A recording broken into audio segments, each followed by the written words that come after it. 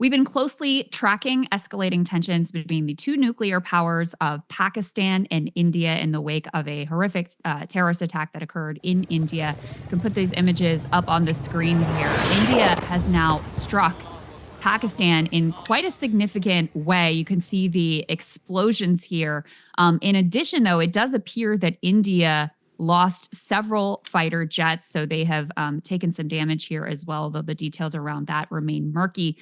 Joining us now to discuss and break down, all of the events that led up to this and the significance of what is unfolding right now is Waqas Ahmed. He is a journalist for Drop Site News. Really glad to have you, Waqas. Thank you for having me.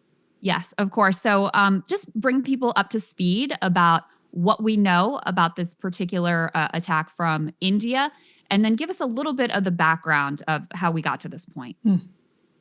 Yeah, so last night in Pakistan and India time, India struck 9 different places, specific places in Pakistan. Some were in the disputed territory of Kashmir. Some were in Pakistan proper, like Pakistan's main land. According to the Pakistani sources, 20 people have died. Pakistani sources say all of them were civilians.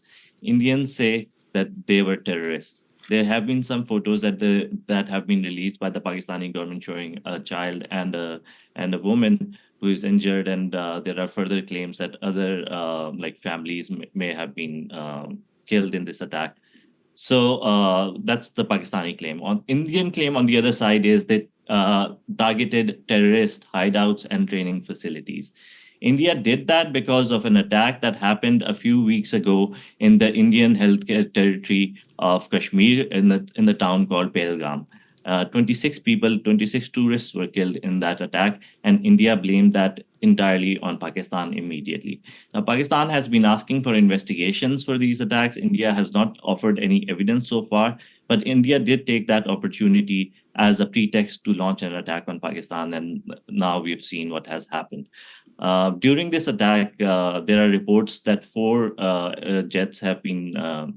now, we cannot say if they were shot down or they were crashed, but there are debris of 4 jets in 4 different cities inside India.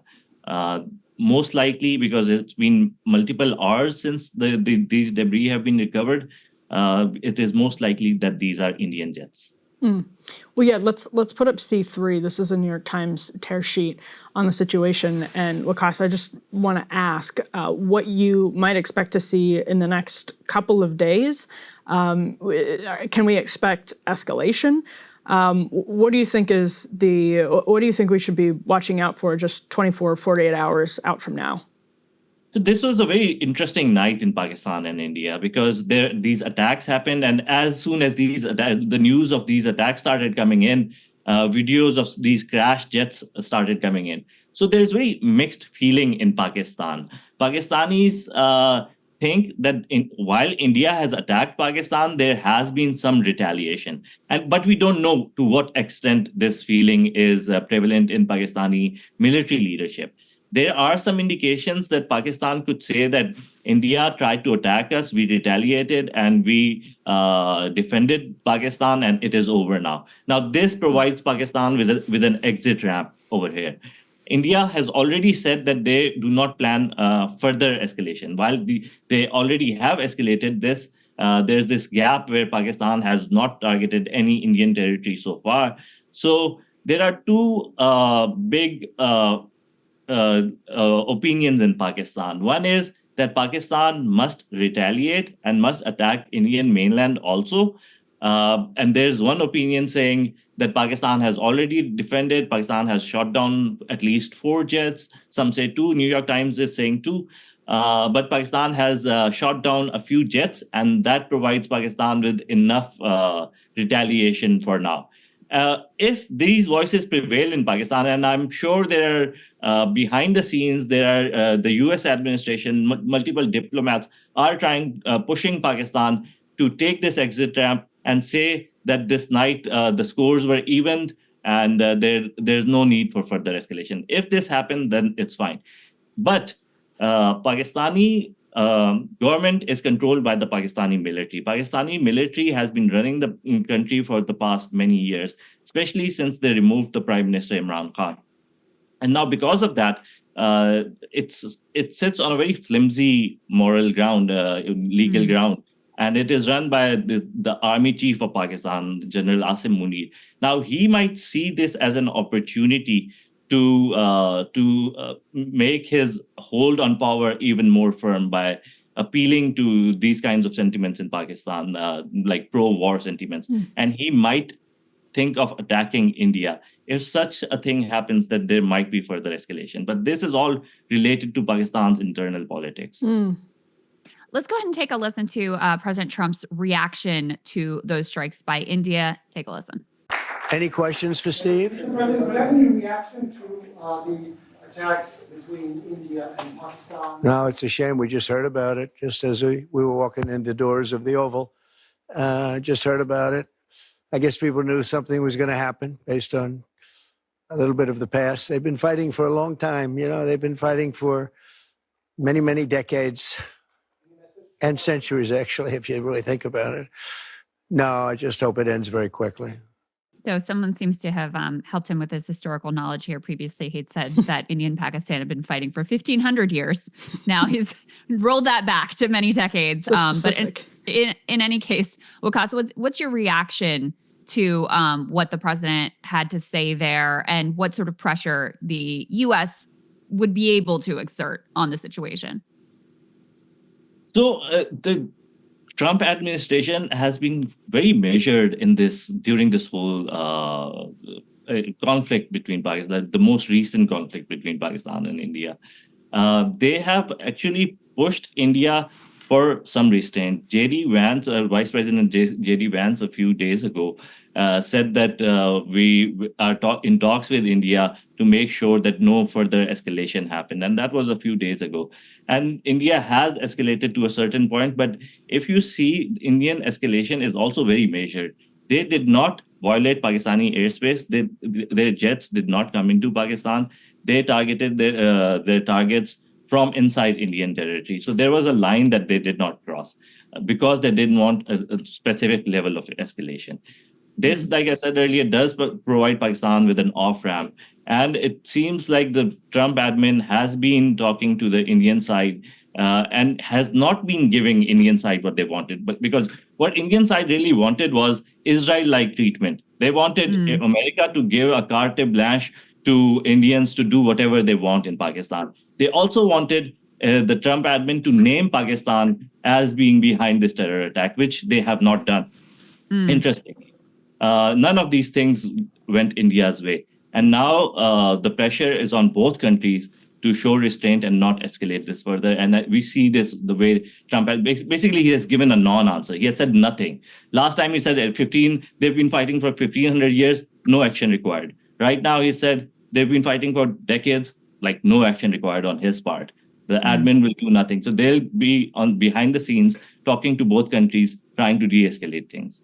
And Waqas, how significant is it that at least one of the strikes was in Punjab province, as you were describing, sort of like the main heartland of Pakistan? Well, it is significant. It's significant if you look at it. It depends on how much significance the Pakistani military gives to it. Pakistani military can go both ways from here. It can say that even though Pakistan's mainland was attacked, even though Punjab was attacked, we have retaliated by shooting down those jets. And this is what Pakistani defense forces are for, and that's it. But if the military high command decides that this is a line that India has crossed and we will look very bad in the eyes of Pakistani public, in the eyes of the larger Pakistani military, we will look very bad if we don't respond to that. If the Pakistani military takes that, like goes towards that analysis, then there will be further escalation. And if there is further escalation, then there is a slippery slope that we are going towards nuclear war because both countries have it. And it is really easy to think for now that nuclear war is like a remote or complete impossibility, but it is not. These things can slip really, really fast. Yeah, my last question was actually going to be exactly on that point, Waqas. Like, what we tend to not think really hard about, maybe it's wishful thinking, but about nuclear possibility and how these situations can careen out of control really quickly, because we feel like we have 100 years of evidence that nuclear weapons lead to mutually assured destruction, which creates some type of mutual detente. But why in this case do you think people should be worried about how completely tenuous and fragile the situation is? So there is like 3 steps to nuclear war over here.